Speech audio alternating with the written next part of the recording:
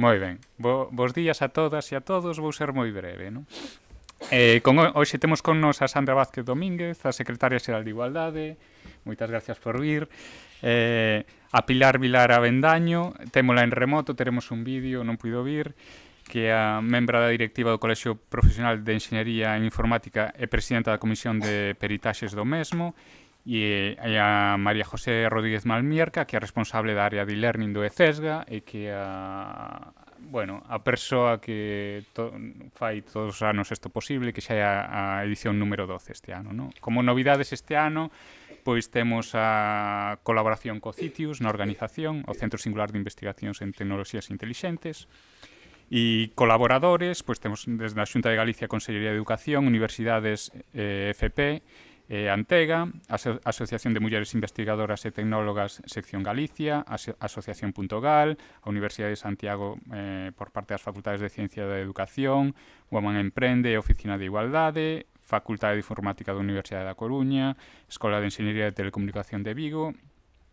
colectivos Hello Sisters e Girls Tech, e, bueno, e pouco máis. Agradecer aos alumnos as alumnas do Pío 12 que están hoxe aquí con nós, en presencial, pero aparte temos a 530 alumnas e alumnos en remoto, inscritos no coloquio virtual, no, que veñen de Santiago de Compostela, Mos, Soutomayor, Vilaboa, Vilagarcía de Arousa, Brión, Allariz, A Pastoriza, Bandes, Monfero, Ferrol, Vigo, Carral e Pontevedra. E, bueno, benvidos ao CESGA e encantados de acoller esta nova edición, no? Deixo vos xa con Sandra. Bueno, pois moitísimas gracias, moi bons días a todas e a todos. Gustaríame, por suposto, comezar a saudar a Luís Orosa, o director do CESGA, tamén a María Malmierca, pero tamén a todos os representantes que estades, pero sobre todo, o máis importante, a toda a rapazada que está aquí presente, as que nos estades vendo neste encontro, pois dende os centros escolares. As 4 mulleres emprendedoras das TIC que veñen a compartir as súas experiencias connosco, a Antía Fernández, enxeñeira en telecomunicacións, a Blaya Rama, experta en ciberseguridade, a Lorena Fernández, matemática de supercomputación, e a Noemí Basanta, arquitecta de proxectos urbanos. E, por suposto, a Pilar Vila, a representante do Colexio Profesional de Enxeñería Informática, que creo que nos está vendo en remoto, así que moitísimas gracias.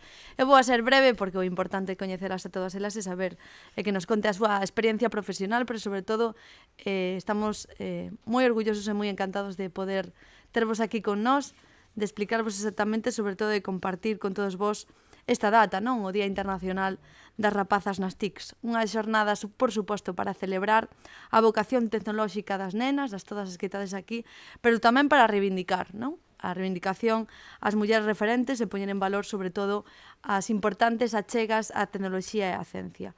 Un traballo imprescindible para o progreso da investigación, da educación e do fomento das inclinacións científicas.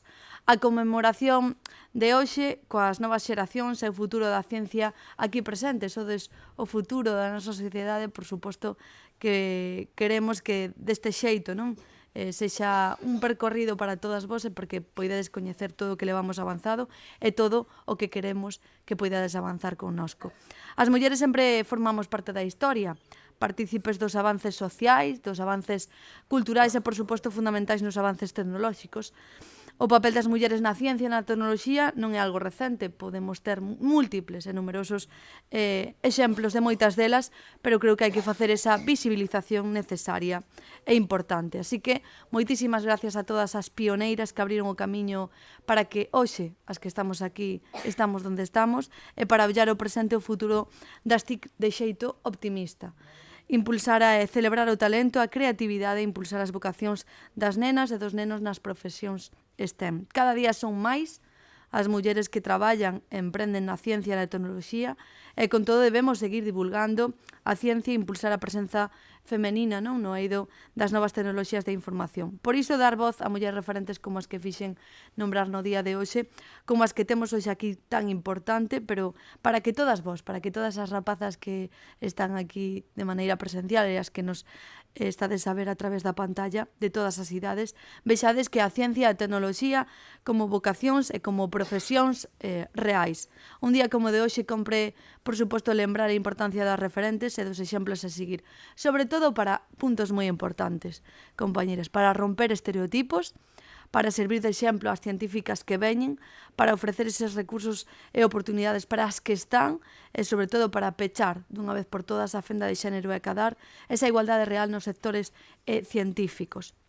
Dende logo, dende as administracións públicas e a administración que me teño o orgullo de representar como é a Administración Galega, a Xunta de Galicia, temos con nós numerosos programas que non vos vou aquí a deletrear cada un deles porque non é nin un momento, nin un lugar, simplemente o día vos, o día da rapaza na TICS, pero creemos que estamos a poñer en marcha numerosos programas para dar esa visibilización necesaria. O programa que xa todos coñecedes, Donas de Sí, que eu sei que ten un papel moi importante nos centros educativos, ou o recén nomeado programa Ti Elixes para que fomentar esa orientación profesional e libre de estereotipos de xénero e cadar así a igualdade de oportunidades. Que naide vos indique que profesión queredes facer, que sexades vos as que co voso gusto e a vosa ideoloxía ou ao voso pensamento que irades facer aquilo que é o que máis vos interesa. E, por suposto, programas pioneiros que vamos a poñer en marcha nos próximos meses, como é o emprego sin etiquetas. E remato xa, dándovos a todas e a todos a benvida ás xornadas de hoxe, lembrando que a Xunta de Galicia, por suposto, vai a seguir traballando para mover o tecido de aprendizaxe e investigación dende a inclusión e dende a igualdade. Agardo, por suposto, que o pasades moi ben hoxe, que aprendades das mulleres que veñen compartir o seu coñecemento convosco e que vos adentredes e descubrades un mundo tan apaixonante como a das tecnoloxías. Así que moitísimas gracias.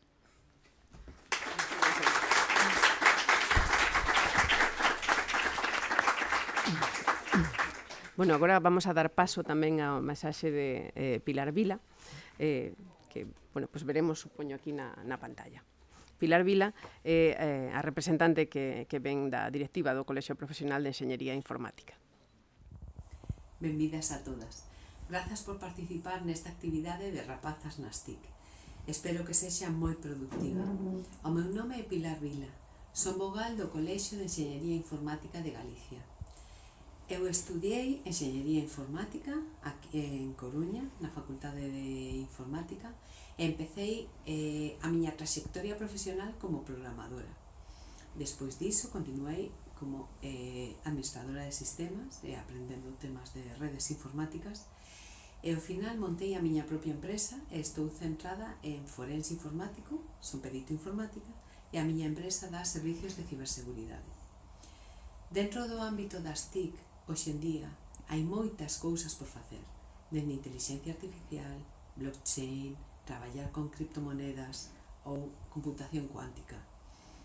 Ábrese un novo camiño e, entre todas, podemos contribuir a mellorar o noso futuro e facer que ese camiño sexa moi productivo. Noraboa a todas por estar nestas actividades e ánimo porque as TIC son moi importantes para todos e para a nosa sociedade. Bueno, xa rematadas as iniciais presentacións, é agora o momento de invitar as nosas representantes, as nosas referentes de hoxe a que tomen a mesa e poder, bueno, pues empezar a coñecelas un pouco mellor e tamén a preguntarlles as cousas que consideredes. Moitas gracias, Secretaria Xeral, moitas gracias, Eloís, por abrir este evento. Cambiamos.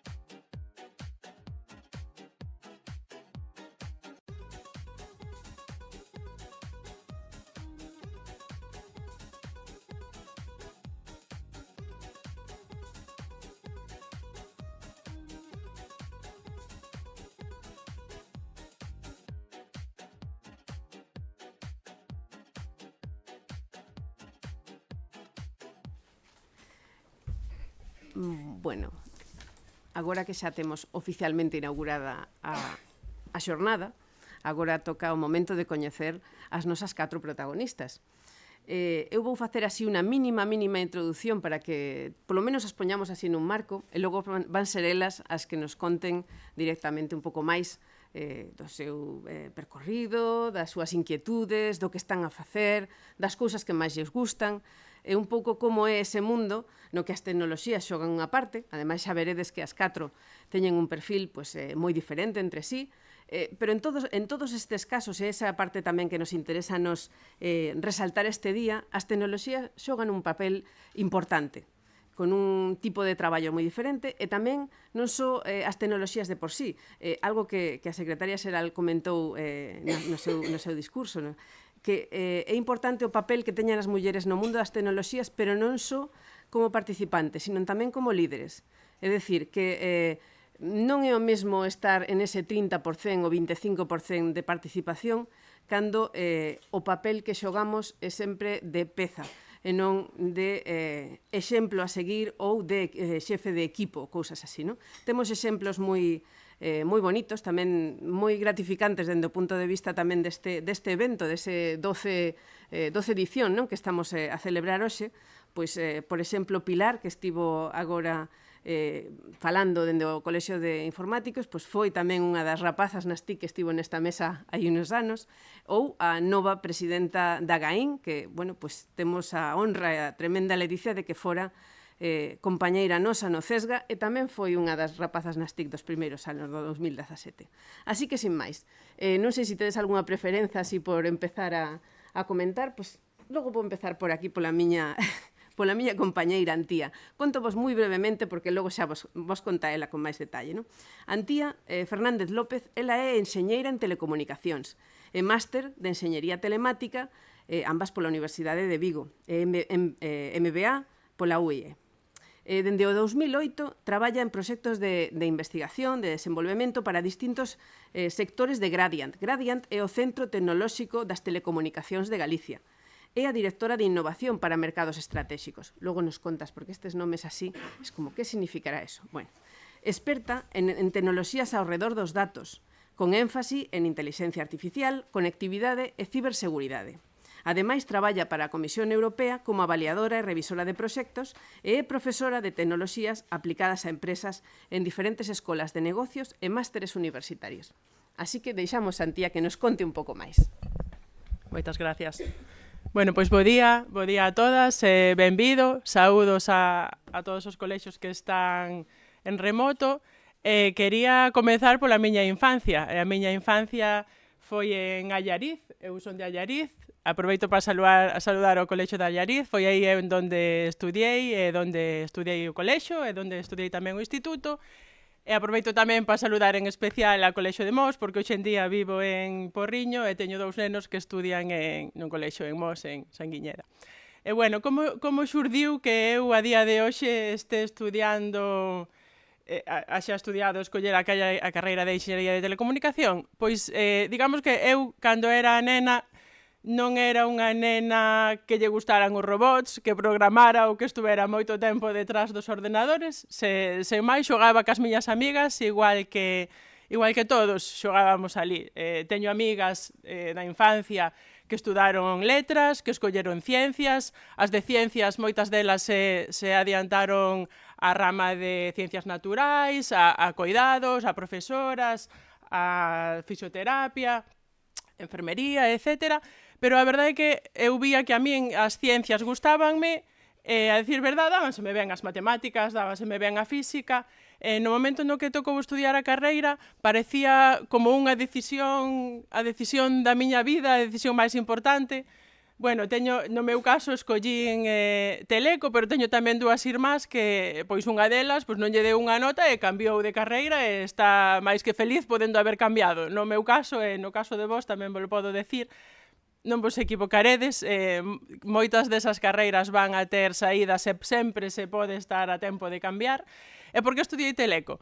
Bueno, a min gustame facer listas, entonces eu puxen nunha lista o que me gusta, o que non me gusta, e sobre todo había unha lista moi larga no que non me gusta, entonces ao final fun descartando, non só a nivel de materias e asignaturas, sino tamén, como os decía, pois eu vivía en Allariz cos meus pais.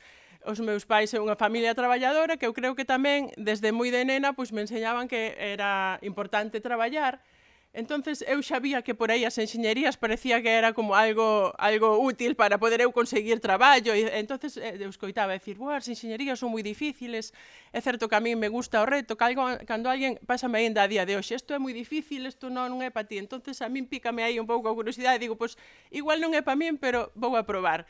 E despois tamén tiña informática cerca da casa, aí por todo Galicia, pero bueno, en Ourense tamén tiña. E tamén quixen ese reto de vivir fora da casa, pero controlado, non? Na miña lista poñía lonxe, pero non tanto. Entón, ao final, estaba a unha hora da casa, foi tamén unha das decisións polas cales eu escollín enxeñería de Teleco.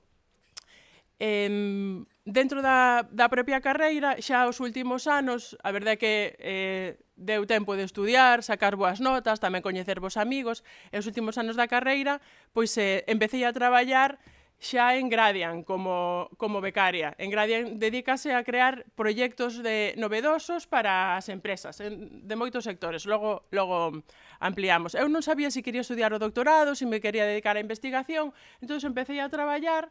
En paralelo, estudiei un máster para poder facer o doctorado, igual quedarme investigando na universidade, eu ser profesora. Eu vin que, no momento no que eu empecé a traballar xa en Gradian, a min gustábame eso de estar entre equipos, traballar nuns equipos, noutros empezaba de becaria facendo as miñas programacións diante do ordenador, facendo sistemas parecidos á inteligencia artificial, e cando empecé a traballar en equipo, por aí xa se vía que isto de ter un equipo, organizar o equipo, mandar un pouco, eso a mí non se me daba mal, non? Entonces, pois xa pronto pasei a xestionar proxectos nos cales tiña un equipiño, eu decidía, xunto co cliente, de algún modo, oye, que é o que necesita o cliente? Oye, pois necesita que isto funcione pois así de rápido ou así de lento. Entonces, de algún modo, gustábame eso desa parte do equipo. E aí soupen que non me quería dedicar á investigación no ámbito dentro dunha universidade, senón que me gustaba máis a parte de empresa. E foi aí tamén cando decidín estudiar un MBA. Un MBA é un máster en Administración e Dirección de Empresas, que dá ese ámbito que nos faltan nas enxeñerías, números, finanzas, contas, negocio, como vender, como conseguir diñeiro, como non gastar demais, e todo iso poden aplicalo a xa nos primeiros 5 anos en Gradian, a dirixir un área técnica e tecnolóxica dentro de Gradian. Fomos así, eu fui pasando distintas etapas, a verdade que estou encantada porque me permitiu non aburrirme cada 3-4 anos, eu quería como, isto xa me parece que xa o sei, igual por meus xefes non sabía del todo, pero a mí xa me chegaba suficiente, xa eu quería aprender unha cousa nova. De feito, estamos de novedade, trouxen unha sudadera dos 15 anos, 15 anos que levo en Gradian, por 15 anos, 5 anos e 10 anos dándos unhos regaliños. E aí, bueno, o que fago é organizar os equipos para poder conseguir que un cliente, que pode ser de moitos sectores, traballamos moitos anos con proxectos de educación, co libro digital, tamén en saúde, podendo axudar os médicos a recomendar distintas patoloxías, distintos medicamentos, tratamentos en función da enfermidade ou co propio sector industrial. En os últimos anos, digamos que xa o día a día dos proxectos, de sacar todo o proxecto para diante, me empezaba como a ser un pouco máis repetitivo, entón quixen enfocarme moito máis na parte de negocio, que significa ver con empresas que problema teñen, que necesidade, e crear os proxectos de cero, co equipo técnico e cas empresas, crealos, inventar esos proxectos e logo xa os equipos de moito máis expertos, moito máis especializados, que sean eles os que os desarrollen. E eu estou, sobre todo, no inicio. Eso permítenos, para que vexades, eu son Teleco, pero dentro dos equipos hai nos informáticos, matemáticos, físicos, con distintas ramas, especialidades, e todos estamos traballando tecnoloxías similares. Distintas carreiras poden permitir acabar e continuar, por decir así, en moitos ámbitos moi diferentes. En paralelo, aproveitando o coñecemento que teño, porque todos en calquera empresa, universidade, centro, seguimos estudiando, seguimos aprendendo, eso pode ser útil para máis persoas. estou me alargando, non? 2 minutos. Que foi o que fixen a maiores? Pois dar clase, tendo en conta que eu tiña experiencia nas TIC, nas tecnoloxías TIC, hai moitas empresas industriais que fabrican coches, motores, robots, tractores, agricultura, que non saben das TIC, pero as TIC hoxe en día están en todos os sitios. Hai drones, hai análisis, todos temos un móvil, e esos profesionais son moi profesionais dos seus sectores industriais, pero non saben das TIC. Entón, eu levo os últimos anos, igual xa unha década, en escolas de negocios onde estes profesionais se van a formar de contas, finanzas, costes, gastos, tamén das TIC. Entón, eu aproveito para contarlle a persoas maiores, de entre, bueno, digamos, 18 hasta que se jubilan, para que sirven as TICs no seu negocio. E xa por completar o círculo, pois aprendendo a xestionar proxectos de investigación, tamén axudo a Comisión Europea a, digamos, como poñer nota. Como un profesor que pon nota, os millores proxectos son os que a Comisión Europea dá diñeiro para logo despois poder crear nova tecnoloxía que vaya de cero. E de vez en cando, algunha vez ao ano, pois comparto algunha destas experiencias con nenas como a vos en distintos colexios. Moi ben. Gracias. Non sei se me quedei en algo, porque me olvidei. Bueno, moitísimas gracias. O que vamos facer é esa especie pequena de introdución inicial e logo, por suposto, pois o que agardamos é que nos preguntedes cosas, porque seguro que vos quedou algunha cousa aí na cabeza pensando, e isto que contou Antía, que se refería, que tal? Así que ide pensando aí todas as preguntas e os que estades aí en remoto podedes ir enviando, así ao longo da charla pois tamén vamos incorporándoas. Bueno, pois é o momento de presentar a miña compañeira, que está aquí ao lado de Antía, que é Lorena Fernández. Lorena Fernández é matemática, traballa aquí no CESGA, no Centro de Supercomputación, e ela pois fixo su máster de matemática, primeiro estudiou matemáticas na USC, despois completou o máster en matemática industrial na Universidade de Vigo. Traballou no grupo integrado de Enxeñería Informática, de Enxeñería na UDC, o sea que pasaches por todas as universidades galegas. E despois no Centro Nacional de Enerxías Renovables en Pamplona. Traballou en proxectos de investigación co obxectivo de resolver con sistemas de computación de altas prestacións. Altas prestacións referimos a cuestións que teñen que ver cos superordenadores, xa nos contará ahora mismo. Problemas de interese académico e industrial, volvendo tamén así ao que nos contaba Antía, da área, en ese caso, de dinámica de fluidos. Agora mesmo no CESGA traballa como técnica superior de investigación con inteligencia artificial aplicada á produción industrial. Así que non me enrollo máis, que nos conte Lorena o que está. Xa estou en medio. Bueno, hola, benvidos a todos, os que estades aquí e os que estades en remoto. Bueno, como comentou a miña compañeira, eu son hoxe a que está da casa. Levo traballando aquí no CESGA uns 4 anos e medio. Eso na línea de investigación de inteligencia artificial en un proxecto aplicado á industria. O tema é aplicado a que? Os vou a dar uns segundos para que pensedes en que, porque ninguén vai a adivinar, e vou a traer un recurso.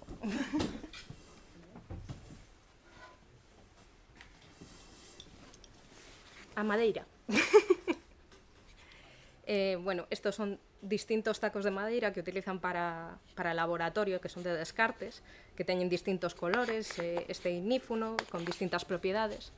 Eu, pois, bueno, na miña liña, cos meus compañeiros cos que tamén traballo nesto, o que facemos é eso, desarrollar tecnoloxías asociadas á inteligencia artificial para perfeccionar a produción de, pois eso, de tableiros de madeira.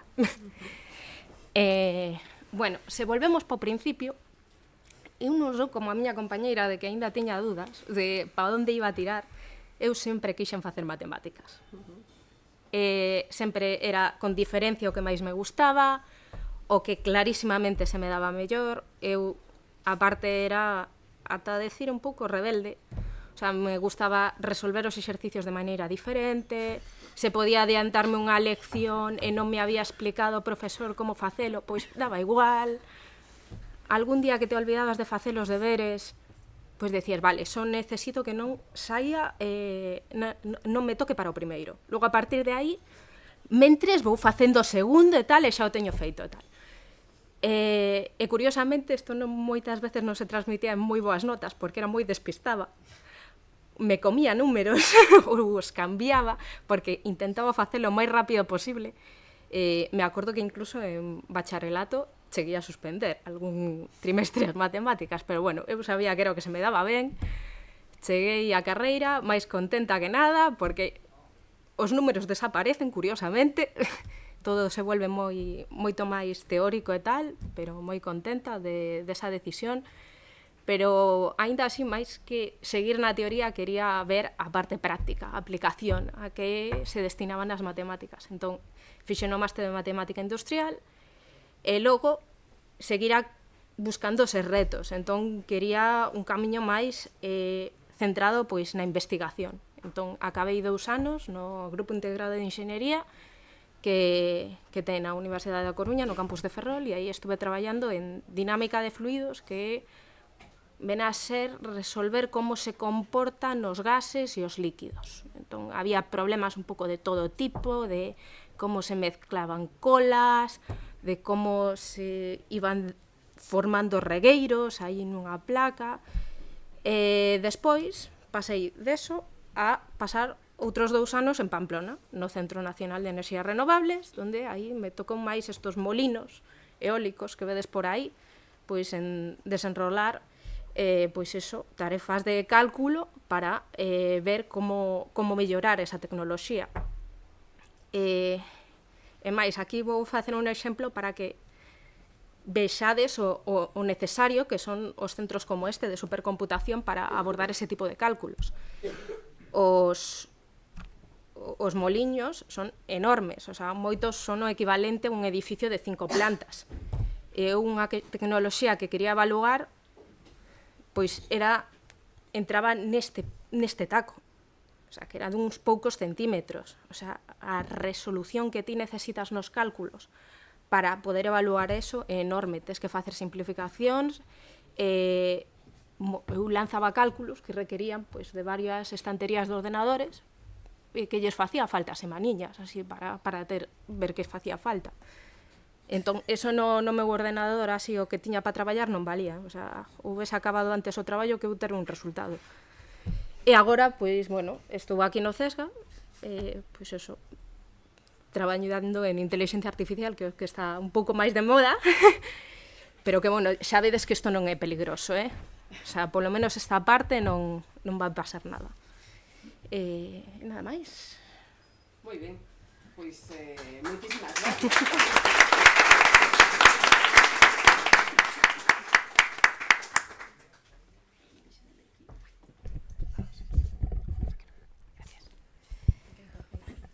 Bueno, toca dar paso a Noemí, que é a nosa terceira protagonista hoxe.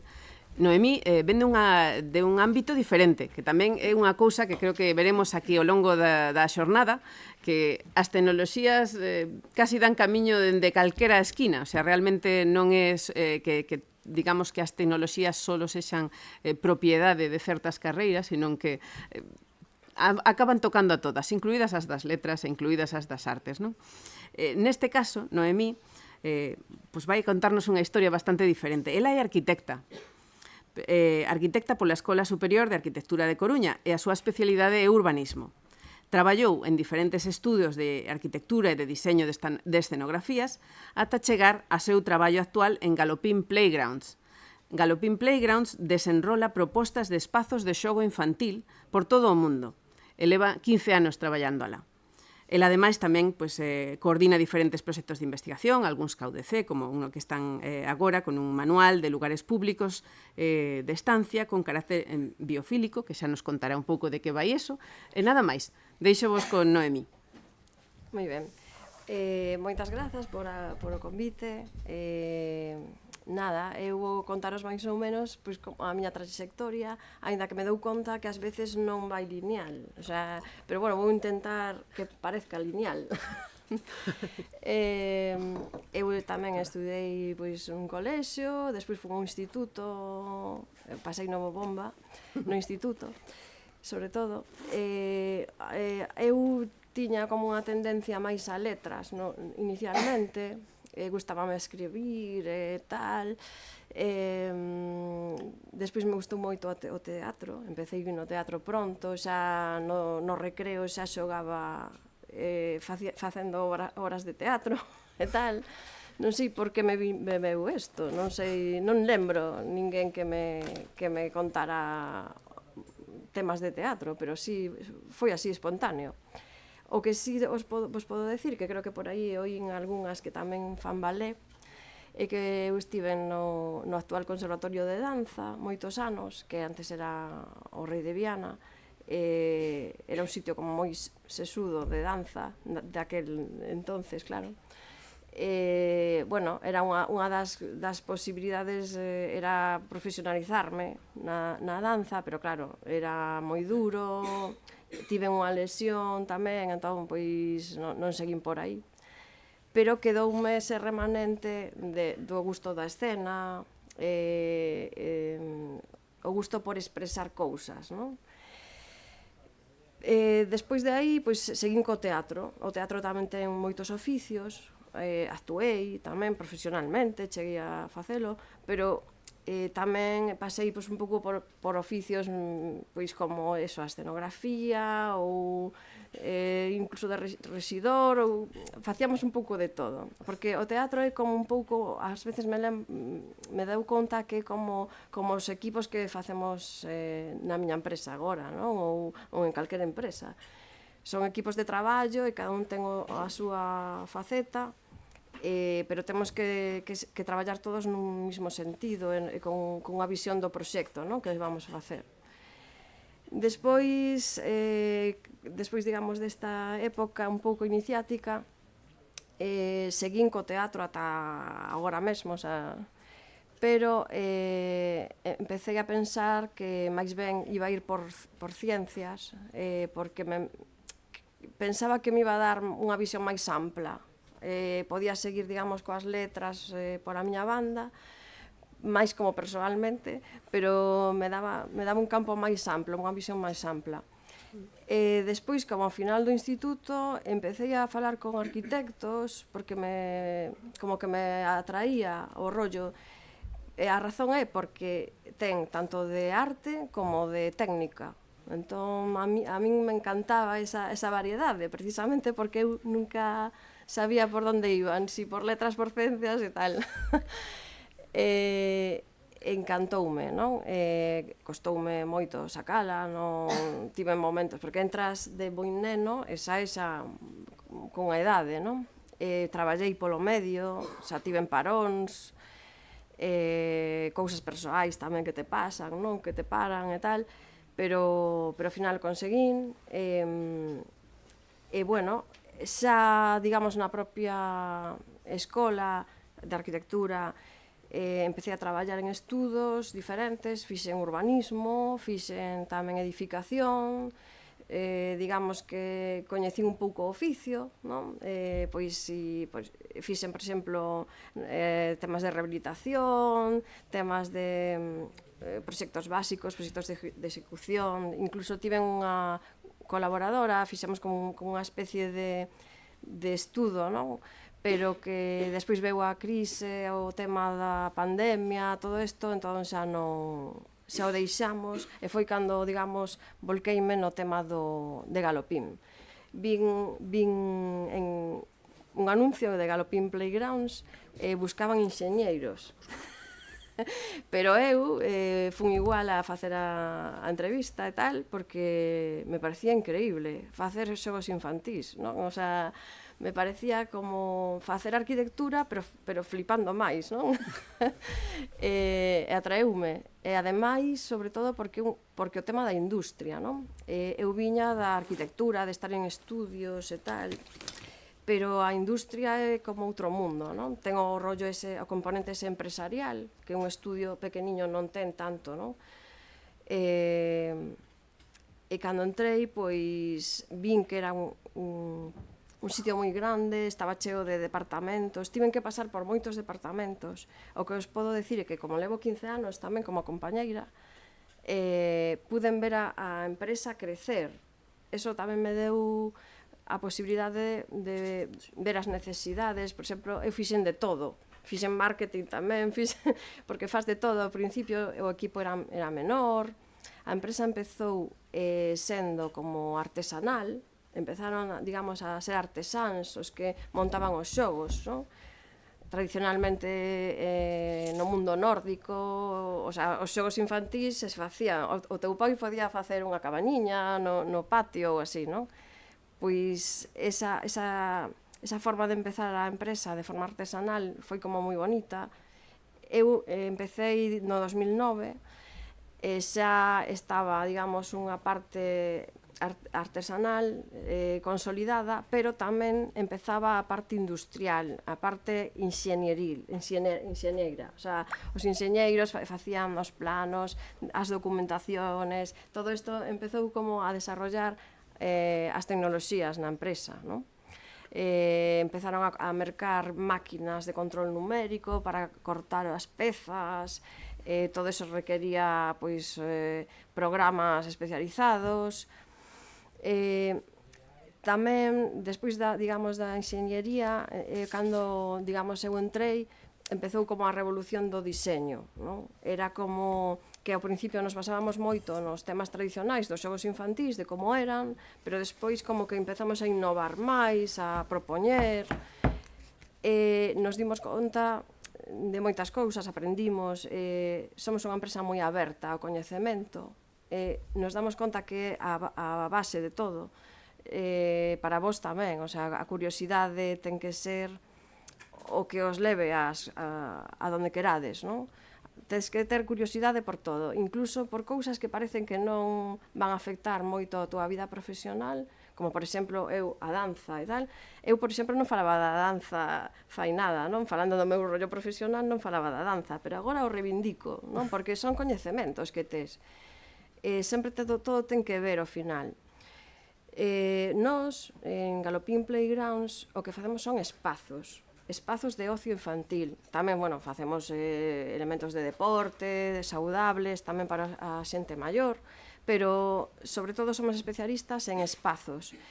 Isto digo con moito orgullo, porque as industrias, ás veces, traballan con ítems, non? Con elementos que teñen como unha referencia de catálogo.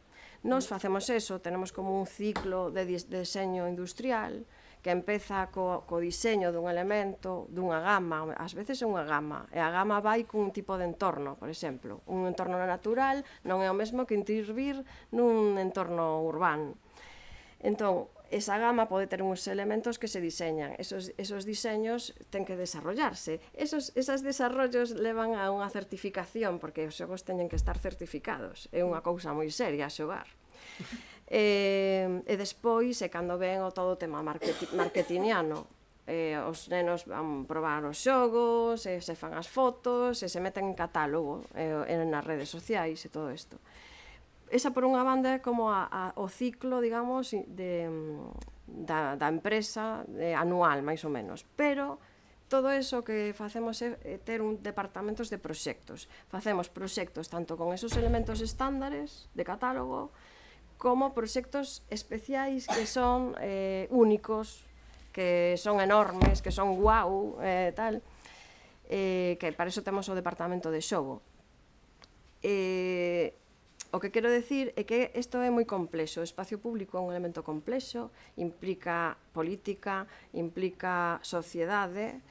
A sociedade opina, pois isto non me gusta, isto me gusta. O sea, estás aí como que te poden todo o mundo opinar do que faz, sabes? Ten componentes da pedagogía. Nós temos que ter coñecementos de pedagogía, de como o neno se desenrolla, non? Os nenos pequenos, por exemplo, cando son moi pequenos non teñen idea de xénero, non? Da igual que sexas muller ou home ou tal, eso vamos desarrollando despois. Entón, tens que saber o xogo que faz para que tipo de idade é. Sempre buscando a inclusión, a interacción entre as xeracións, etc. É un campo complexísimo e por eso necesitamos sempre coñecemento exterior de xente especializada. Unha das cousas que fixemos foi colaborar con a universidade, que fixemos o libro da biofilia, resumindo, lle chamamos o libro da biofilia, que a biofilia é como o benestar que te produce o contacto coa natureza. Isto é un termo xa moi antigo, non é noso, pero é importante para nós, por exemplo, dentro do Departamento de Proxectos, como introducimos a biofilia nos nosos proxectos. Pois chamamos á universidade, fixeron un estudo, resulta que hai uns patróns que seguir, por exemplo, incluir vegetación, evidentemente, pero tamén cousas como o risco, o misterio, cousas máis abstractas, non? E, bueno, isto é un mundo, estaría hablando aquí infinito e máis un, pero, bueno, vou deixar paso casi a miña compañeira. Grazas por todo.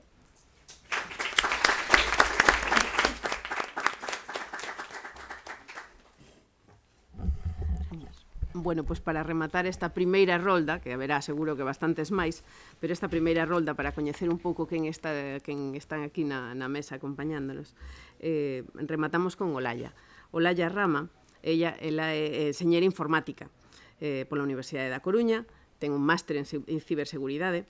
A súa traxectoria profesional comezou ligada ao ámbito da ciberseguridade, que tamén creo que estabas ti tamén nese ámbito, concretamente orientada ao que chaman pen testing, e seguro que logo Olalla explícanos que é iso do pen testing. Hoxe está traballando nun proxecto de Antega, na análise e xestión de vulnerabilidades para mellorar a ciberseguridade das entidades locais de Galicia. Ademais, participa activamente en competicións de captura da bandeira, que tamén nos explicará que é eso, nas que poñen a proba os coñecementos e habilidades como hacker. Olalla.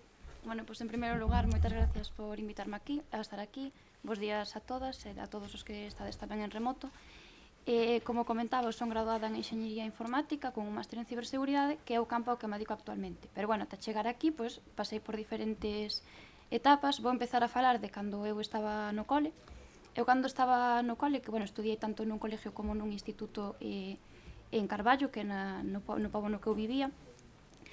Nese momento eu tiña clarísimo que me gustaban as matemáticas, a tecnoloxía e todas esas asignaturas que foran máis da parte de ciencias. Pero non tiña tan claro que era o que quería facer. É dicir, eu sabía que iba a ser algo de ciencias, pero non sabía o que. De feito, se me preguntades, eu non sabía nin o que era informática, nin o que era ciberseguridade.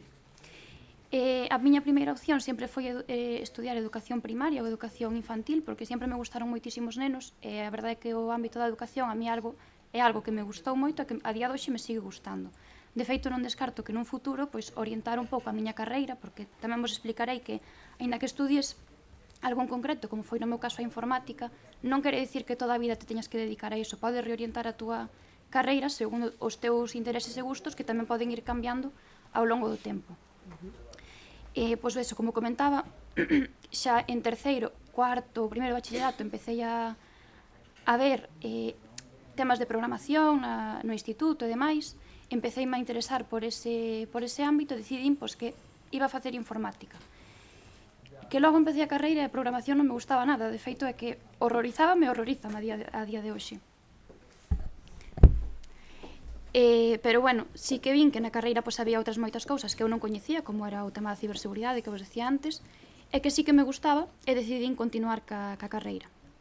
En Coruña, por exemplo, os 2 primeiros anos sí que son asignaturas comuns, pero a partir de terceiro podes te especializar. Entonces tamén che dá pé un pouco, en función dos teus gustos e intereses na carreira, ir elixindo esas asignaturas que máis adaptan a ti e ao que te queres dedicar. Tendo en conta que a mí o que me gustaban eran as redes de comunicación e a ciberseguridade, fundamentalmente, incluso tamén os sistemas, pois orientei a miña carreira á parte de tecnoloxías de información. Pero, como digo, había outras ramas, como pode ser a de programación, ou a de hardware, a de software, etc. Ben, rematei a carreira, eu estuve facendo prácticas en empresa, pero a realidade é que fixen unhas prácticas de desarrollo software, que ao final non era nada do que estaba relacionado co que a mí me gustaba. En vez de quedarme a traballar, pois dixen, vou ver en plan que outras opcións teño, e decidín facer o máster de ciberseguridade tamén na Universidade da Coruña, aínda que é un máster interuniversitario impartido tanto pola Universidade de Coruña como pola Universidade de Vigo. Entonces, bueno, tiñamos clase tanto cos profesores de Teleco, neste caso, que eran os de Vigo, como cos de Informática de Coruña. E se xa tiña claro que a min a ciberseguridade me gustaba, no máster foi onde xa realmente me din conta que eu me quería dedicar a iso. No máster tiñamos unhas prácticas que, bueno, no caso deste máster son obligatorias. Eu foi aí onde empecé a miña traxectoria profesional, que, bueno, desto fai 2 anos, tampouco levo aquí tanto tempo traballando. Empecé, como comentaban antes, facendo pentesting persistente, isto que é buscar vulnerabilidades, bueno, no meu caso, en páxinas web, que tiñan fallos de seguridade, debilidades, que un atacante podría utilizar para atacar esa páxina web e obter datos ou roubar outro tipo de información, ou incluso facer que determinados sistemas deixaran de funcionar.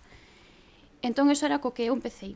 Estuve en 6 meses facendo esas prácticas e cando rematei tiña a oportunidade ou de quedarme na empresa a seguir traballando ou, novamente, un cambio.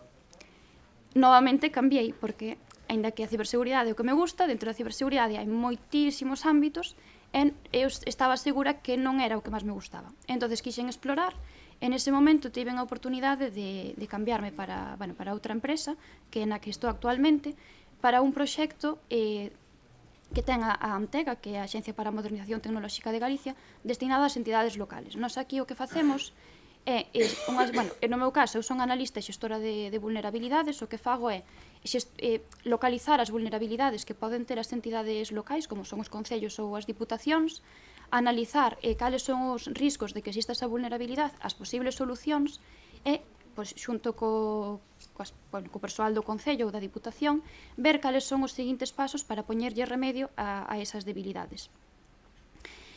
Isto foi un pouco a miña traxectoria hasta o día de hoxe. Non sei se a mellor moitos de vos estás preguntando, vale, pero que é a ciberseguridade? Pois a ciberseguridade basicamente é a práctica de manter seguros os nosos sistemas, aplicacións, datos. Por exemplo, eu creo que todos utilizamos contraseñas ou patróns de bloqueo nos nosos dispositivos móviles, nos ordenadores. Ao final, iso tamén son mecanismos de seguridade, porque estamos intentando evitar que terceiras persoas accedan de forma non autorizada aos nosos datos. Tamén é moi típico que cando pensamos en ciberseguridade ou informática, e isto xa son estereotipos, se nos veña á cabeza que é unha profesión solo para chicos ou que é unha profesión de frikis que non salen da súa casa, que están sempre diante dun ordenador. Realmente, eu esa idea sí que a tiña antes de empezar na carreira. Non foi algo que no meu caso me dixo, non o fagas que non vas encaixar, pero sí que entras con un poquinho de medo de decir, jolín, vou ser a única chica, nadie me vai axudar, vou me ver moi diferente, non vou facer amigos. Para nada é así. O sea, eu entrei, fixen amigos desde o principio, moitos deles conservos a día de hoxe.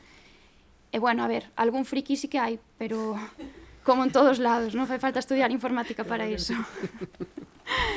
Entonces, bueno, con isto que quero dicir é que non vexades a informática ou a ciberseguridade como esa imaxe que todos temos ou case todos, porque realmente non é así, e moito menos que deixedes de estudiar algo que realmente vos gusta por unha idea que realmente non é.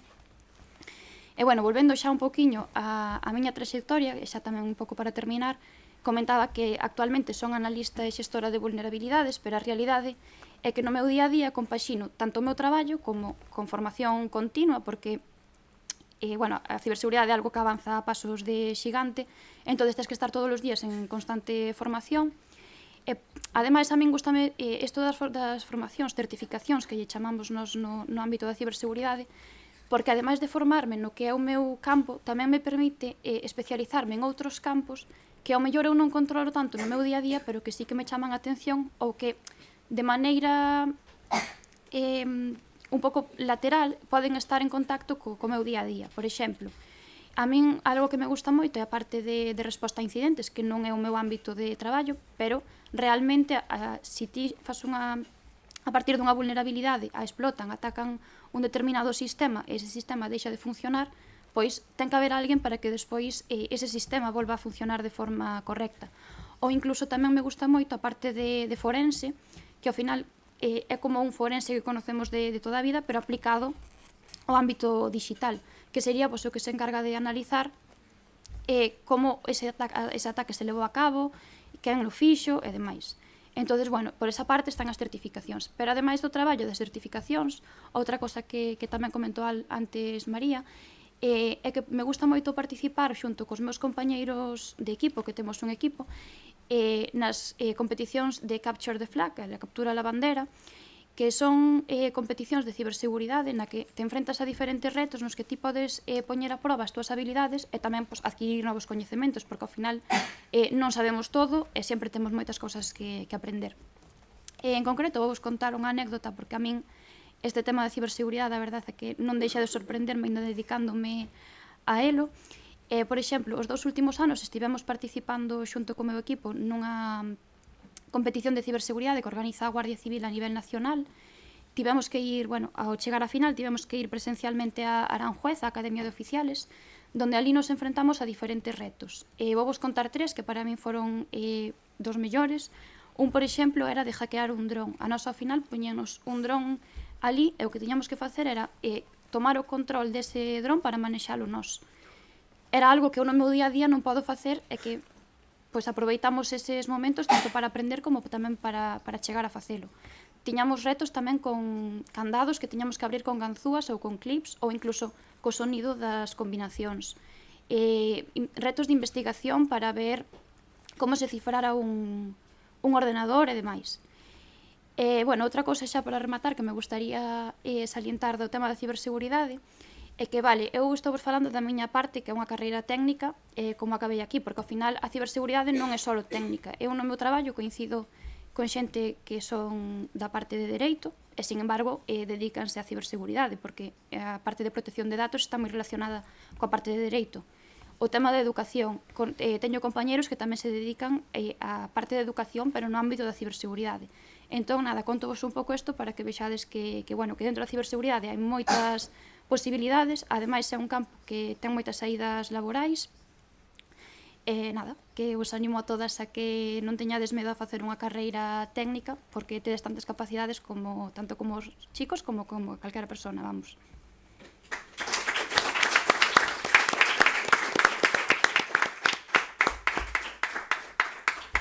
Bueno, pois agora que temos xa unha primeira visión do que fan, de como chegaron hasta lá, as nosas protagonistas, é o momento de empezar a preguntarlles cousas máis concretas, non? Teño algunha xa por aquí que me van pasando, pero por suposto, as nenas que estades aquí, animo a todos os que están nos 15 institutos que estades participando, institutos e centros educativos de primaria, para que xa vaiades engadindo todas as preguntas, dúbidas e tal das cousas que van xurdindo, non?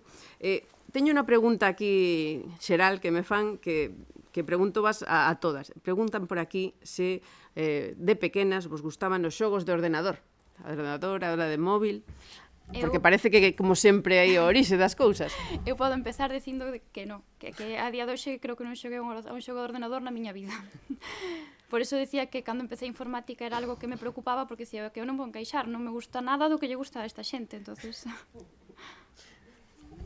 Eu tampouco. Nunca xoguei a un videoxogo. Estou casada con un informático que sí xogou moito a videoxogos, pero no meu caso non. Non. Eu tampouco.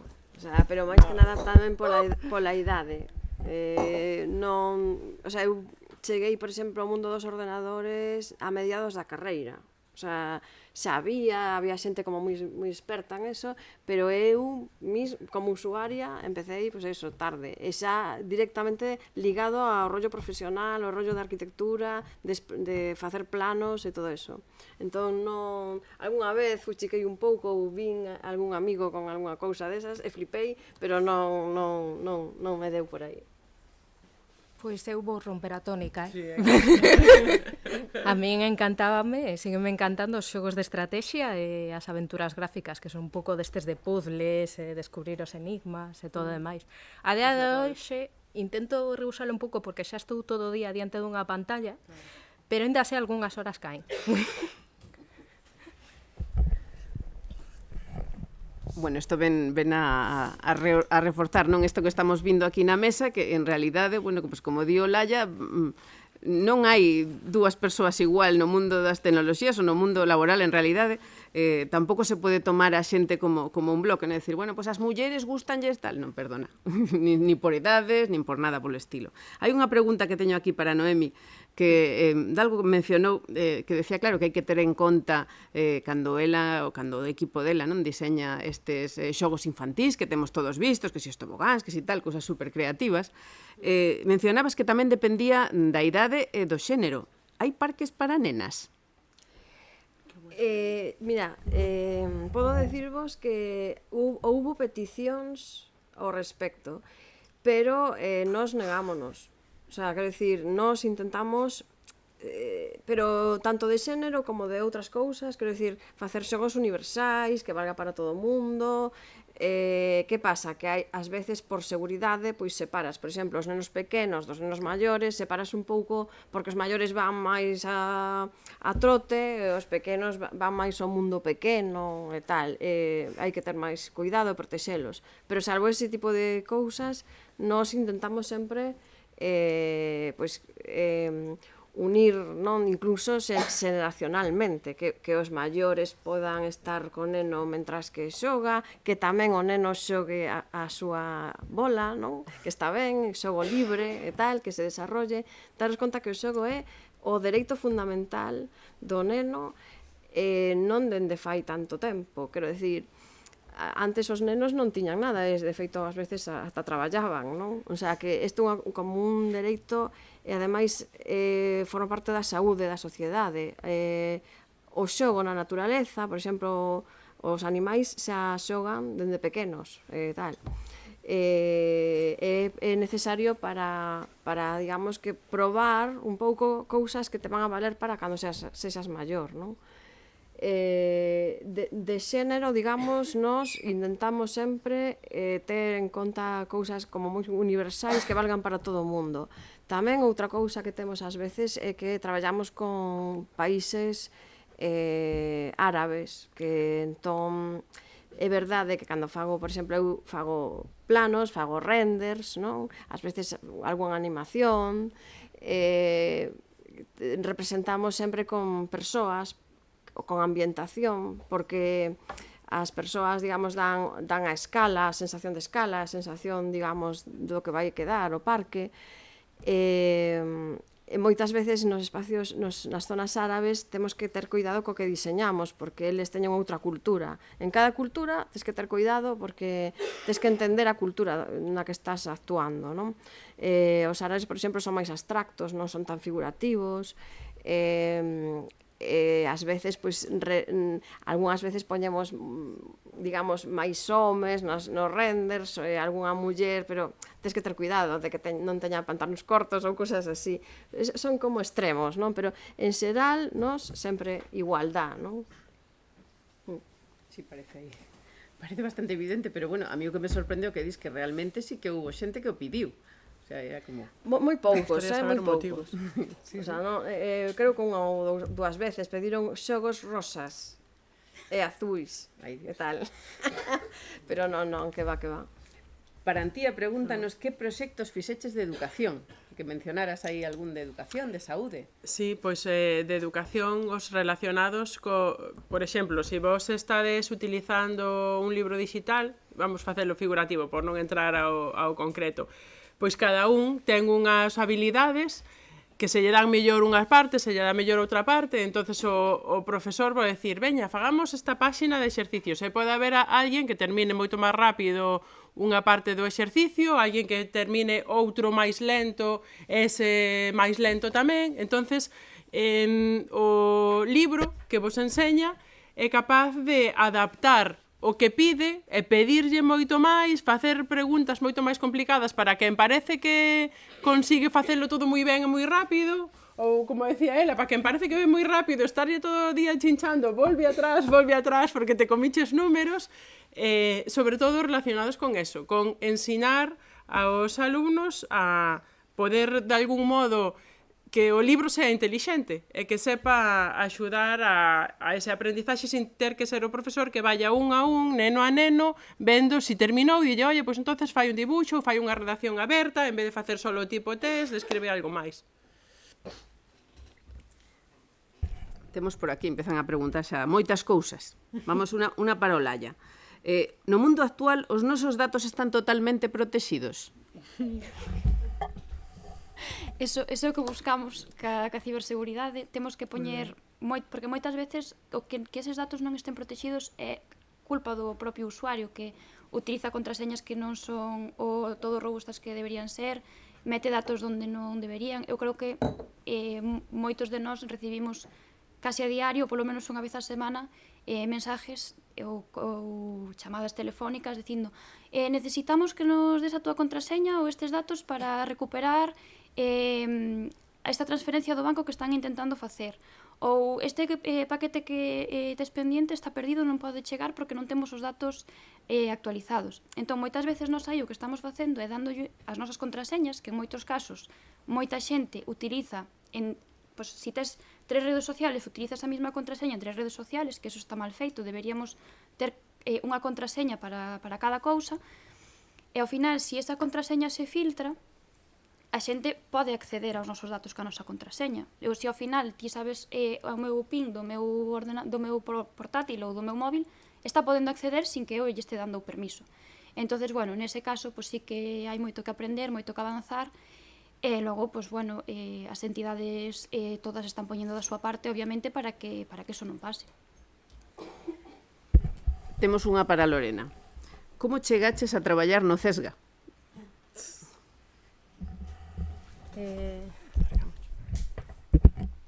En primeiro lugar, axudou saber que xa o coñecía.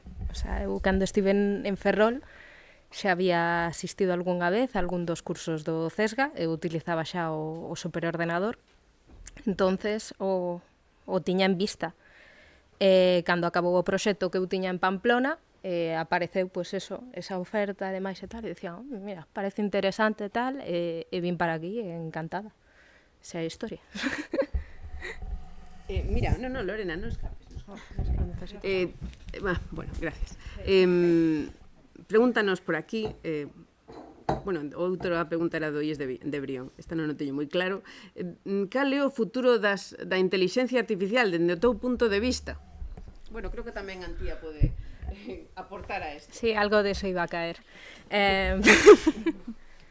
Bueno, pode ser unha revolución como cando apareceron as máquinas, que de repente había moitas cousas moi repetitivas, que tiñas que cargar con cousas así a man ou utilizar carros e demais, e apareceron as máquinas que axudaron moito. Logo a programación tamén dende un punto de vista quizá máis intelectual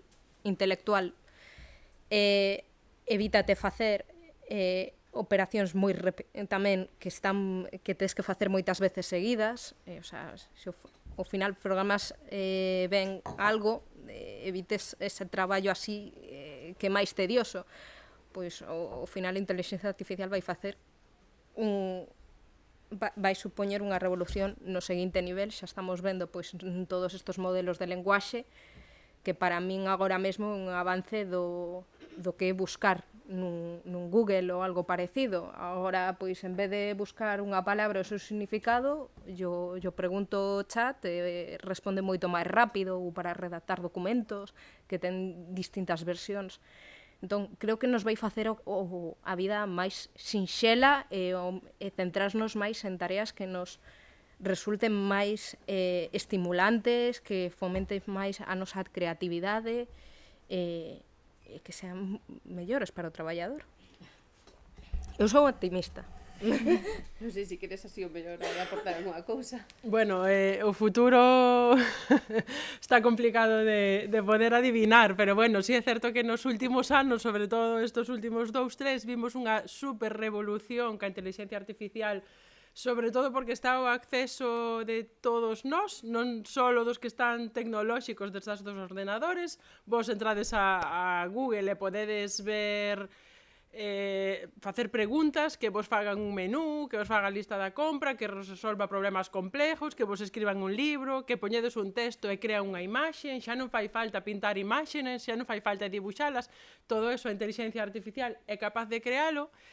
Hai moito máis alá xa desarrollado. Eu estaba fai uns meses en Barcelona no Mobile World Congress e vía uns robots humanoides con cara, forma de personas que se moven e a xente interactuábamos con ese robot que tiña forma de persoa, ollos, víanos, era capaz de girarse, mirarte os ollos, enfocar ca pupila, responderche, digamos que está xa moi avanzado para que eso chegue o día a día, tamén é certo que as expectativas son moi altas. Cando falábamos de, eu quero un robot de cociña que me axude a cociñar, chegou a Thermomix, oye, fantástico robot de cociña, pero teño que ir ao súper, teño que picar, teño que estar ali poñéndolle o tempo, non?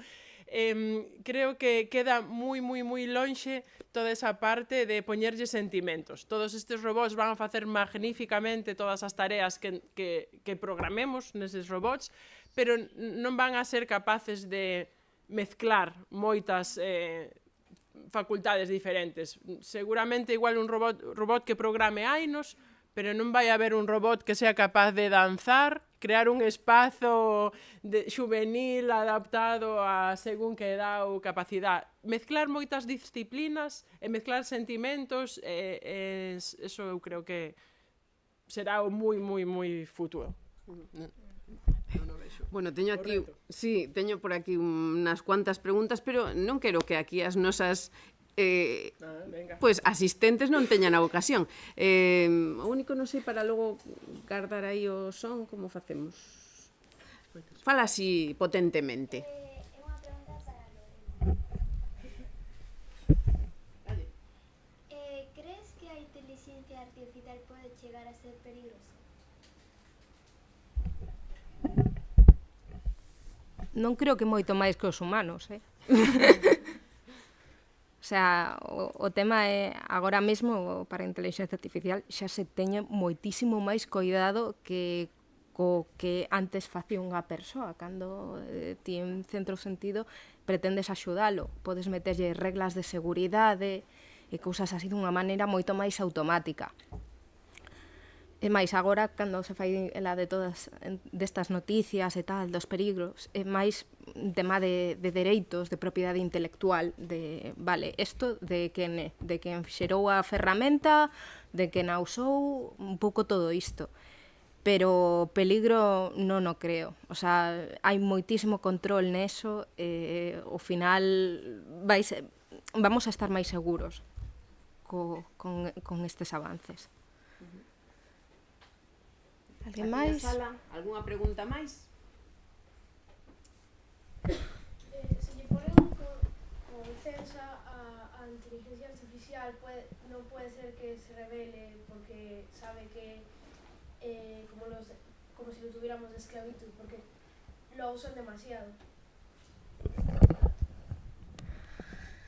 Aún le falta. Sí. Es más, tú empiezas a hablar con ella y enseguida ves que algo de sentido común le falta, como para que llegue a estar rebelde. No, aparte, se supone que todas estas cosas se estudiarán y llegará un momento que tengas algo por encima. Es más, tú cuando hablas con IAs, muchas veces ya no te pueden contestar de una manera obscena. Por ejemplo, ¿por qué? Porque ya hay unas reglas de seguridad que evitan eso.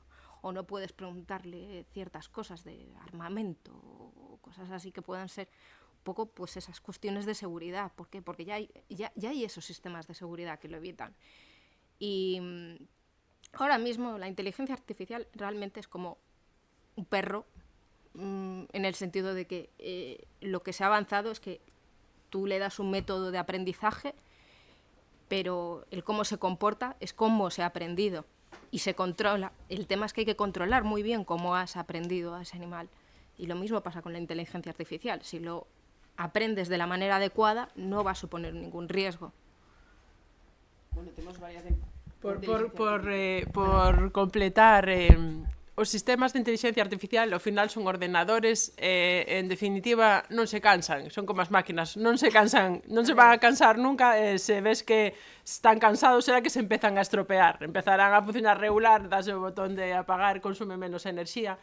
Estai tranquilas nese sentido porque sempre hai alguén detrás que programou esas conductas, entonces están pensadas para un fin concreto, para un objetivo concreto. Antía, mira, teño aquí unha pregunta, creo que de tu ex instituto, que, bueno, que por suposto, pues, di que é un placer terche unha ex alumna neste tipo de actividades como exemplo, non? Nos pregunta si, sendo enxeñeira, ao formarche logo en unha MBA, se consideras positivo e necesario que os alumnos de Ciencias estudien a materia de Economía da Empresa en bacharelato e que lles recomendarías aos alumnos da túa vila? Bueno, da túa vila das demais. Todo depende do interese de cada un dos alumnos. A min foime moi útil, moi necesario, porque dentro da miña forma de ver o aprendizaxe era moi completo. A mí sempre me gustaron as ciencias, eu estudiei unha enxeñería, entón digamos que era moi experta, se me permitides o término, nesa rama científica tecnolóxica. Esa parte da economía deume esa outra parte menos... Vou dibuixar a parte de coñecemento como unha T. Unha pata moi longa, donde é a miña parte de tecnoloxía, TIC e enxeñería, e unha parte máis cortiña de materias transversales. Ese é o motivo por o cual eu quixen facer ese MBA para poder ter unha visión global. Non estar solo detrás dos ordenadores e detrás das máquinas, senón poder aí ampliálo. E a medida que consigues ese coñecemento en T, por decir así, podemos ter capacidades de escoller unhos ou outros traballos. Pero, sen embargo, o meu perfil é máis xeralista, tendo a ter como moitos intereses diversos. Por exemplo, non me quixen enfocar nunha rama concreta de educación ou de saúde ou industrial, sino que me gusta moito, cada certos anos cambio, porque me gusta moito aprender de distintos sectores, de distintas empresas. Entonces, vai un pouco do perfil do alumno.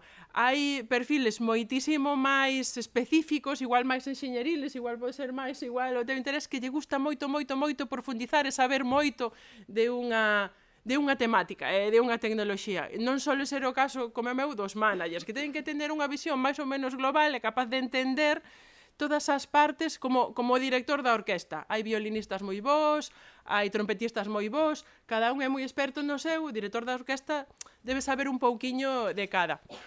Entonces, en etapas tempranas, canto máis expoñamos aos alumnos a distintas materias, moitísimo mellor. O mismo en actividades extraescolares, o aire libre, deportes, música, idiomas. Creo que eso vai abrir un montonazo de portas para que o futuro, a medida que proban, e sin medo a cambiar, que podan probar, e despois xa eles, a medida que van avanzando e madurando, podan escoller. Encantada de compartir con eles. Bueno, o rollo das tecnoloxías que decíades, o sea, eu o vexo como unha ferramenta. Quero dicir que, por exemplo, eu teño departamentos de carpintería de madera, carpintería de metal, departamentos de oficinas diversas e tal, pero cando vou a falar cun artesán, ao mellor necesito un boli, un lápiz, tal, fago un dibuixo, pero outras veces para o cliente ou se, por exemplo, algo para presentar a un político ou tal, pois tens que facer unha memoria con moitas imaxes, con renders, con memoria, pero ao final, o sea, o que importa é eu que necesito, non? Que necesito transmitir? É como o teatro, que necesito transmitir? Pois necesito transmitir esta emoción ou este tal, entón, pois necesito esta tecnoloxía, non? Pois esta iluminación ou esta posta en escena ou esta expresividade ou que sexa.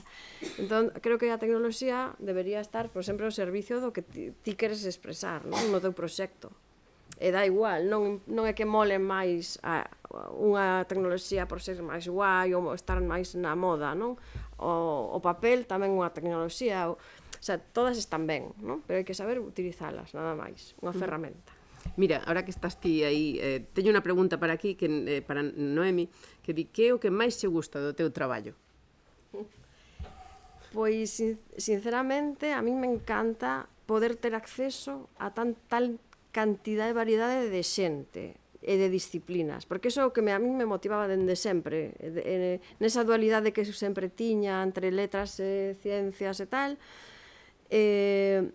Digamos que eu, aínda que o que fago son proxectos para todo o mundo e tal, pero o que me motiva é que podo baixar as escaleras ou tal da oficina e estou ao lado dun tío que controla da madeira, dunha persoa que controla da soldadura, do metal, que xente que controla de obra, de enxeñeiros, diseñadores industriais, o sea, todo eso é como, vou decir, como unha pequena Bauhaus, que é como un sitio como creativo e ao vez técnico. A min eso me motiva moito. E ademais faz cousas, que eu tamén por eso fixen arquitectura, orientadas á sociedade, non?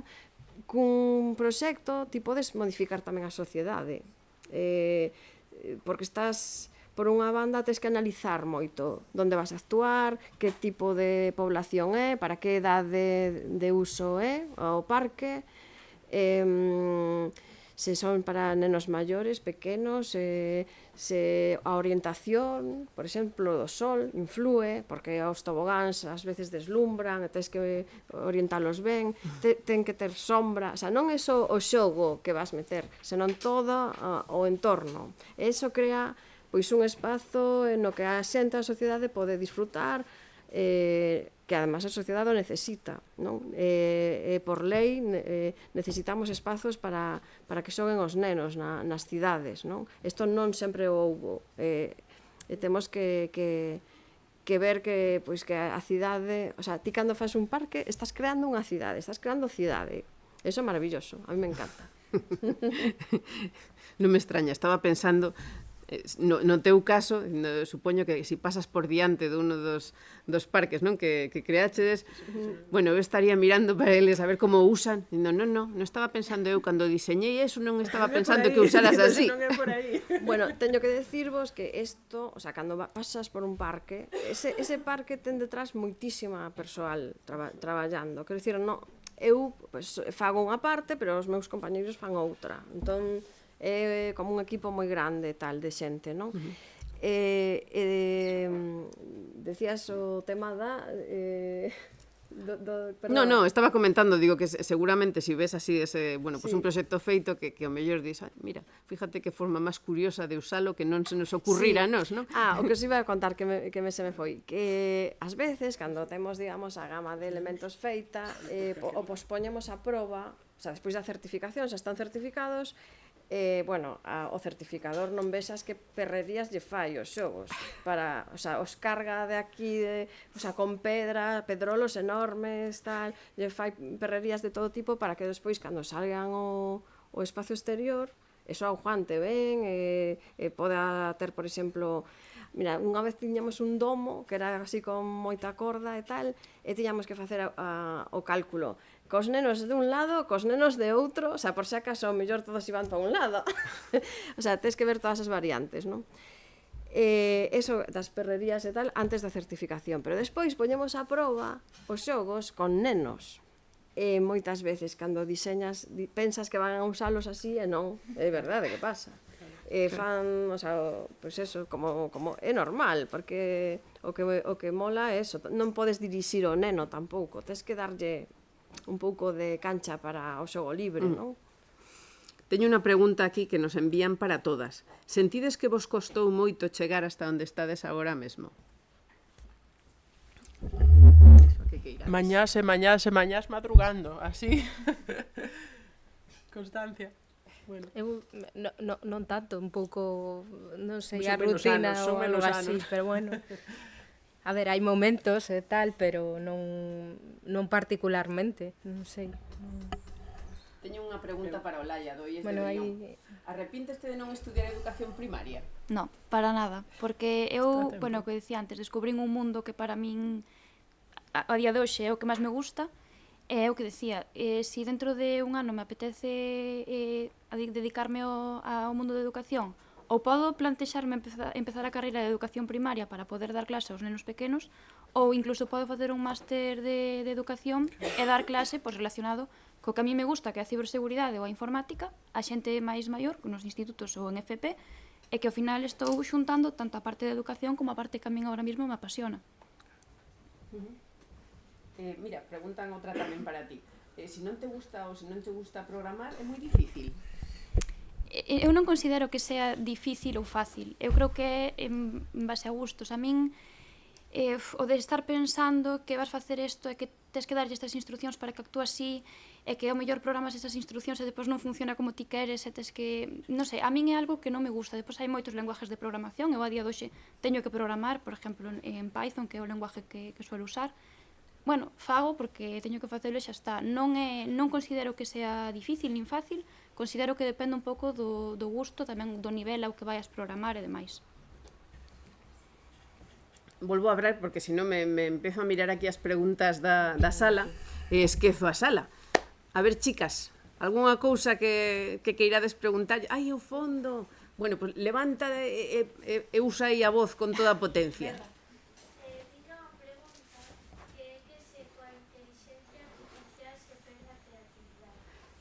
Non sei se oi que con inteligencia artificial se perde a creatividade. Non. É unha ferramenta máis. Se pode usar para incentivar a creatividade. O sea, eu sei xente que a está usando para escribir libros, ou se cadra pensar, eu que sei, dibuixar, decir, que non se me acorda de todo e tal, e pensas e tal, e dices, esa está boa idea, vale, vou partir de aí, pero logo sempre o segues desenrolando. O sea, para nada. Creo que é unha ferramenta moi boa para estimular a creatividade a día de hoxe. Eu non estou de acordo. Eu creo que todo depende do esforzo que vos lle queirades poñer á actividade que teñades por diante, porque a día de hoxe a inteligencia artificial, se ti tens que facer un dibuixo, podeslle pedir que cho faga e queda cho feito. Se o profesor che acepta ese dibuixo, pois xa tes o traballo feito. Ou se tes que escribir un libro, a inteligencia artificial...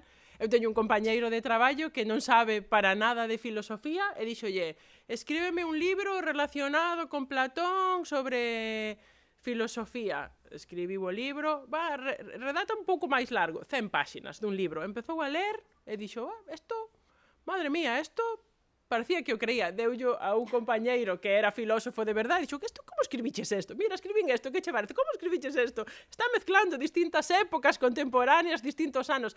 Alguén que sabe de verdade do tema do cual está traballando é capaz de ser moi crítico ca inteligencia artificial, pero se ti non sabes, e dices, bueno, a ver se me axuda a contestar esta pregunta para este traballo.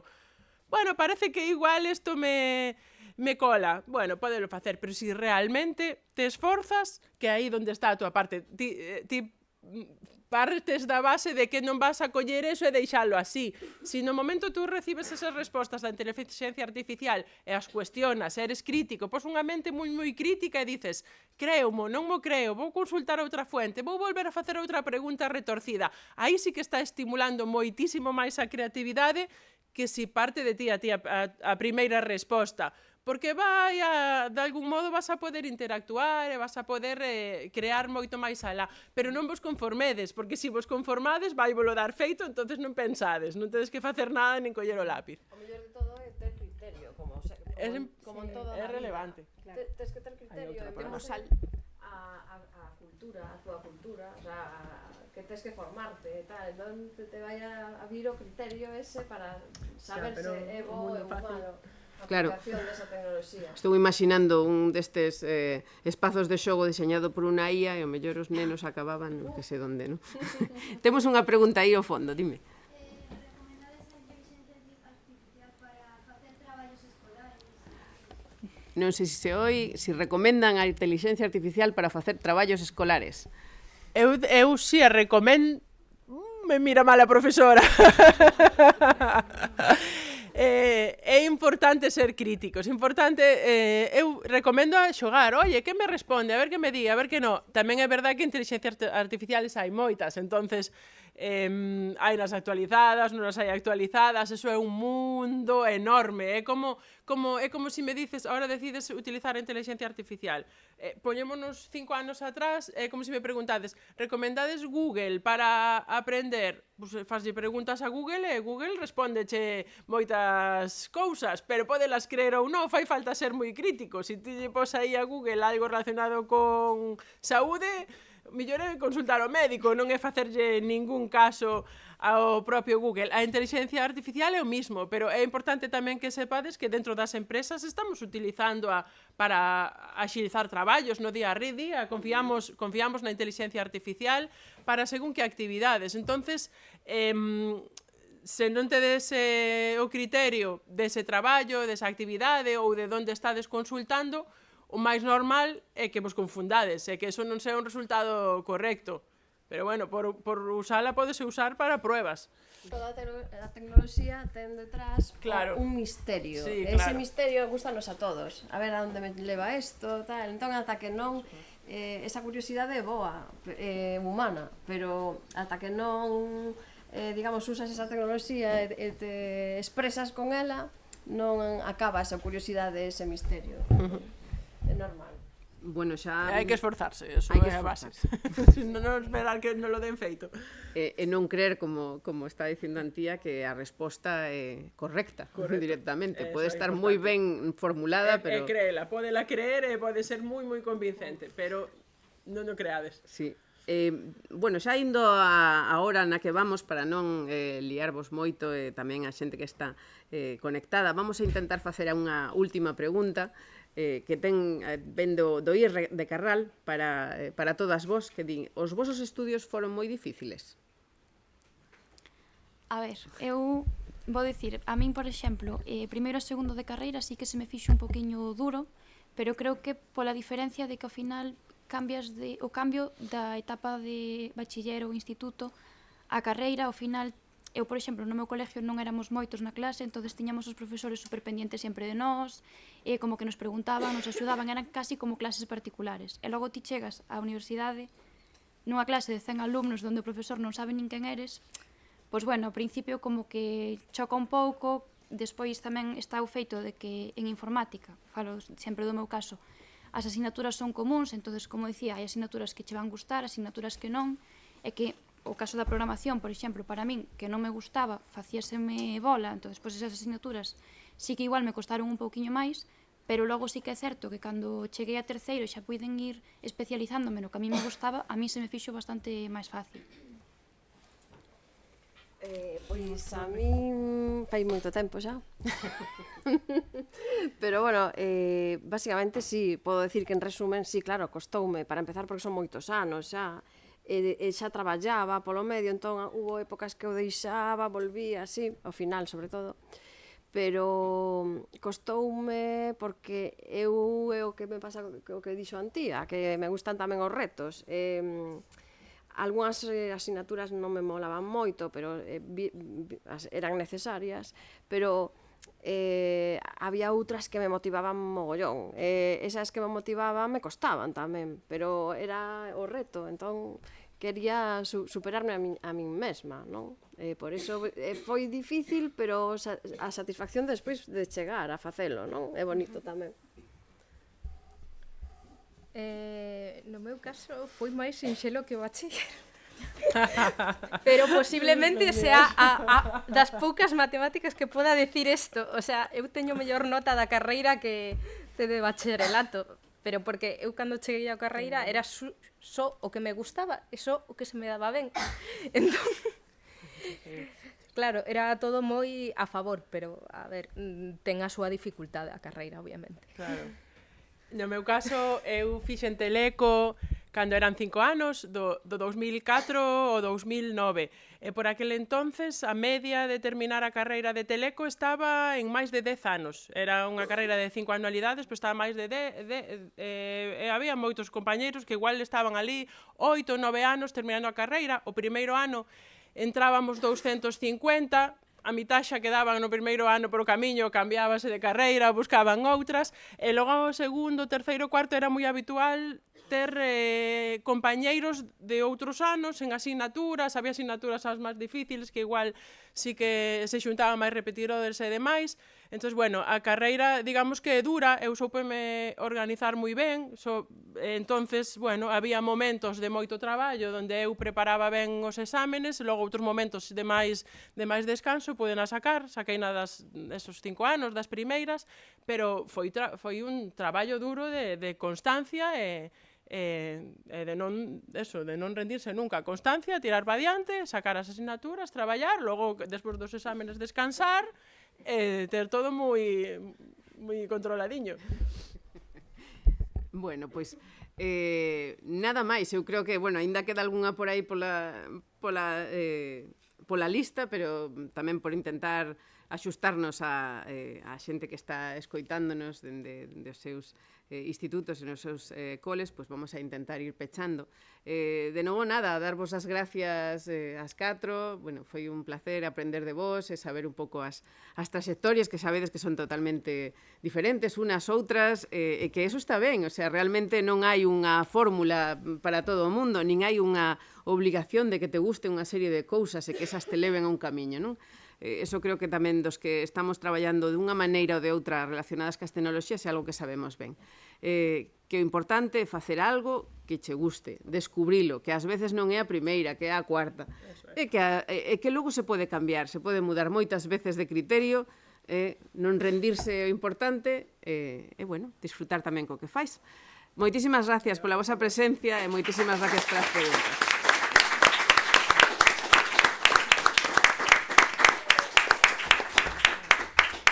E gracias a todos os remotos tamén. Bueno, para vos que estades por aquí, vamos a facer esa